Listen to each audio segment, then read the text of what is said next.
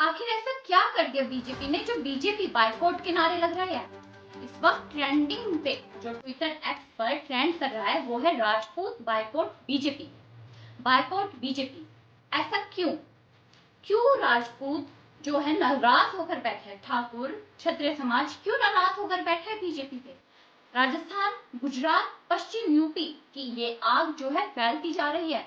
वो आग हिमाचल प्रदेश, उत्तराखंड के कई कोनों में भी नजर आ रही है। और ये आग लगी हुई है सिर्फ इस वजह से कि इस बार बीजेपी ने क्षत्रिय समाज ठाकुर नेताओं को टिकट कम क्यों दिया। अगर हम गुजरात की बात करें तो गुजरात के राजकोट से पुरुषोत्तम रूपाला को टिकट देने की वजह से जनता ने कहा है कि अगर बीजेपी रद्द नहीं करती है उनका टिकट तो लोकसभा चुनाव में 26 की 26 गुजरात की सीटों पर कोई भी क्षत्रिय बीजेपी को वोट नहीं देगा।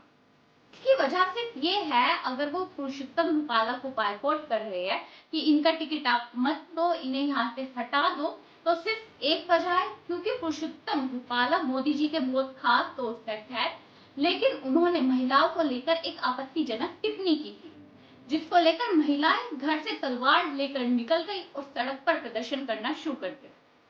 उन्होंने कहा, कसमें खाई है, कठोर कसमें।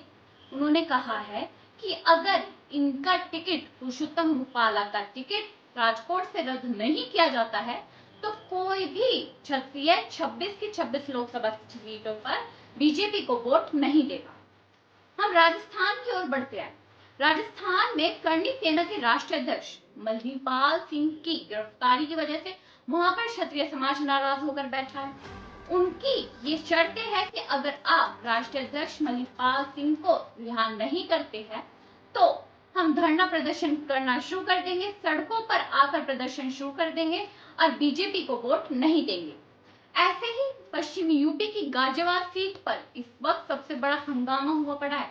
सहारनपुर में अभी कुछ दिन पहले महारैली का आयोजन भी किया गया था क्षत्रिय समाज के द्वारा कि हम बीजेपी को वोट नहीं देंगे अगर वो अतुल गर्ग को यहाँ से हटाते नहीं है तो। गाजियाबाद की सीट से हमेशा से कोई ना कोई राजपूत, कोई ना कोई ठाकुर ही चुनाव लड़ता आया है। राजनाथ सिंह भी इसी सीट से लड़े थे।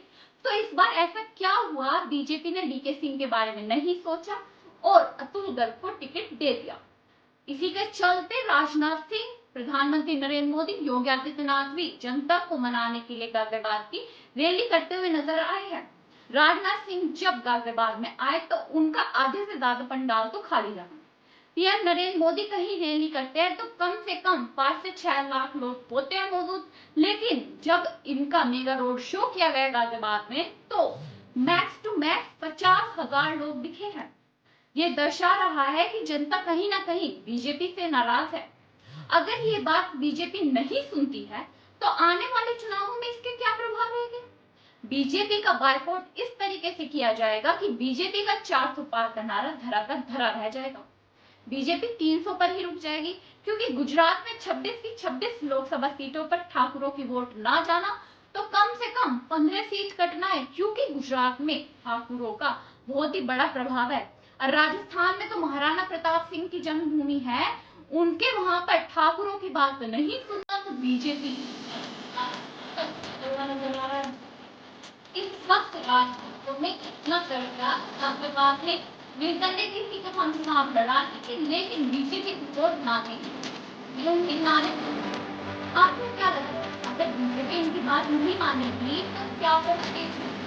बीजेपी की वोटें कटेगी या नहीं? और ये आप जो है फैलती जाएगी हिमाचल में। आप पहले क्या होगा?